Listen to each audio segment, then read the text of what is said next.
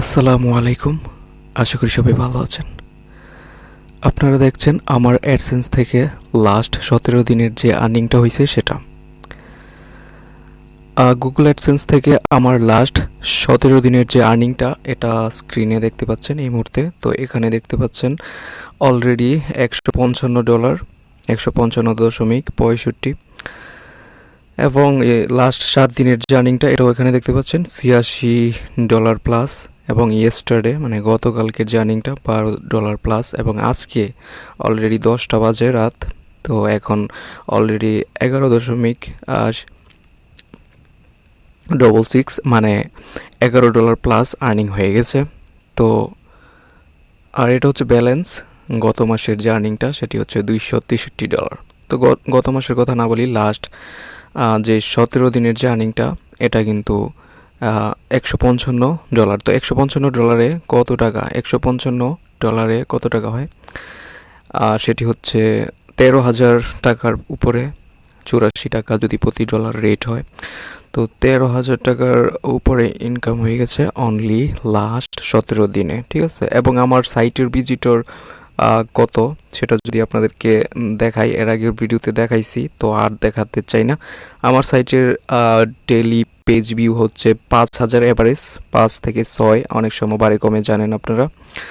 তো অ্যাভারেজ যে ভিজিটর সেটি হচ্ছে পেজ ভিউর ক্ষেত্রে 5,000, আর ভিজিটরের ক্ষেত্রে 3 থেকে শুরু আর কি, 3,000 সামথিং সামথিং। আর অ্যাডসেন্স থেকে আমার ব্লগ সাইট, ব্লগারের সাইট, তো আমার ব্লগ সাইটের আর্নিংটা আমি আপনাদেরকে দেখাইলাম। আর যারা অ্যাডসেন্সে অ্যাপ্রুভ পাচ্ছেন না তাদেরকে আমার কিছু কথা বলার আছে, তো মনোযোগ দিয়ে শুনবেন আশা করি। যারা অ্যাডসেন্সে অ্যাপ্রুভ পাচ্ছেন না তাদের যে কাজটি করা উচিত সেটি হচ্ছে কন্টেন্টের প্রতি মনোযোগ দেওয়া উচিত, এবং আপনার সাইটের ডিজাইনটা একটু সুন্দর করে করা উচিত, থিমের ভিতরে একটু খেয়াল করা উচিত, এসইউতে একটু খেয়াল করা উচিত, এবং আপনার সাইটের যে পেজগুলো আপনি তৈরি করতেছেন এগুলোতে একটু খেয়াল করা উচিত। আপনি কি পেজগুলো কপি পেস্ট করে দিচ্ছেন, নাকি আপনার পেজগুলোর মধ্যে আপনি একটু চিরুনি বিশ্লেষণ করে তারপর পেজগুলো সাজিয়েছেন, এটা খেয়াল করবেন। আর যে বিষয়টা খেয়াল করবেন সেটি হচ্ছে গুগল অ্যাডসেন্সের যে রুলসগুলো আছে, টার্মস অ্যান্ড কন্ডিশনগুলো আছে, যত ধরনের টার্মস কন্ডিশন আছে সবগুলোই আপনারা পড়ে নেবেন, ঠিক আছে। এরপর লেখার ক্ষেত্রে, পোস্ট লেখার ক্ষেত্রে যে কাজটি করবেন সেটি হচ্ছে আপনার পোস্টে সুন্দর করে লিখবেন। এর আগে আমি কিভাবে পোস্ট লিখি সেগুলো দেখাইছিলাম, সেই ভিডিওটি দেখে নেবেন। এবং পোস্ট লেখার ক্ষেত্রে অবশ্যই যারা নতুন অ্যাডসেন্সে অ্যাপ্রুভ পাননি তারা অবশ্যই পোস্টের ভিতরে 2 থেকে 5টা ইমেজ ব্যবহার করার চেষ্টা করবেন, মানে 2টা ইমেজের উপরে ব্যবহার করবেন, 2টা ছবি পিকচারের উপরে, এবং পিকচারগুলো অবশ্যই আপনার নিজের ফোনের ক্যামেরা দিয়ে তুললে সবচেয়ে বেশি ভালো হয়। আর যারা অনলাইন থেকে আনবেন তারা অবশ্যই অতিরিক্ত এডিট করে নেবেন। আরও অনেক রুলস আছে, সবগুলো বলতে পারতেছি না। তো আশা করি টেলিগ্রামে জয়েন দিবেন, টেলিগ্রামে হেল্প করার চেষ্টা করব।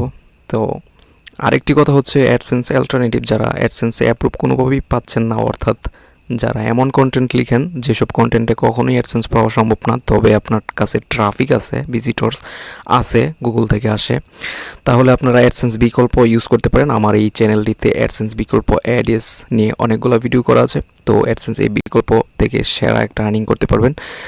আমি কিন্তু অ্যাডস থেকে এখানে যে অ্যাডসেন্স থেকে যে আর্নিংটা করতেছি $155, অ্যাডস থেকে ঠিক একই $120 মতো আর্নিং করছি লাস্ট 17 দিনে, ঠিক আছে। তো একই আর্নিং আপনারা অবশ্যই ইউজ করতে পারেন অ্যাডস। কিন্তু অ্যাডসের ক্ষেত্রে আপনার কিন্তু প্রতিটা ইমপ্রেশন বা প্রতিটা ক্লিকে পাবেন না, ইউনিক ইমপ্রেশন, ইউনিক ক্লিকে কিন্তু আপনারা আর্নিং পাবেন।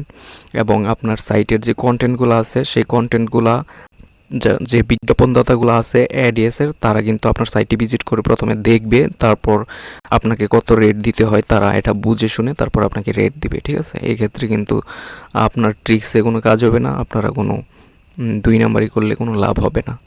তো এই ক্ষেত্রে আপনাকে অবশ্যই আপনার সাইটের কন্টেন্টগুলা ক্যাটাগরিতে ফেলতে হবে আর কি। অ্যাডসে যেই ক্যাটাগরিগুলো আপনাদেরকে দিয়ে থাকে রেটগুলা, সেই রেটে সেই ক্যাটাগরির রেটগুলো দেখে তারপর ক্যাটাগরি অনুযায়ী আপনি কিন্তু আর্টিকেলগুলো লিখবেন, ঠিক আছে? যেমন বিটকয়েন নিয়ে যদি লেখালেখি করেন তাহলে অ্যাডভার্টাইজার আপনাকে চুজ করবে, ঠিক আছে? হাই লেভেলের যে অ্যাডভার্টাইজার আছে তারা কিন্তু আপনাকে চুজ করবে যদি আপনি বিটকয়েন লেভেলের বিটকয়েন নিয়ে লেখালেখি করেন, ঠিক আছে? আপনার সাইটে তারা আসবে যখন দেখবে আপনি বিটকয়েন নিয়ে লেখালেখি করছেন, তার মানে আপনাকে হাই রেট দিবে। আবার আসবে যখন দেখবে আপনি অন্যান্য যেমন কপিরাইট কন্টেন্ট নিয়ে লিখতেছেন, এন্টারটেনমেন্ট, এরপরে অন্যান্য, তখন কিন্তু আপনাকে কিন্তু অ্যাডভার্টাইজার আসবে ঠিকই, কিন্তু তারা কিন্তু রেট কম দিবে, ঠিক আছে? কন্টেন্টের ভ্যালু যেমন আপনার রেটটা ঠিক তেমন, অ্যাডিয়াস হচ্ছে এমন। তো ভিডিওটা শেষ করছি, ধন্যবাদ সবাইকে।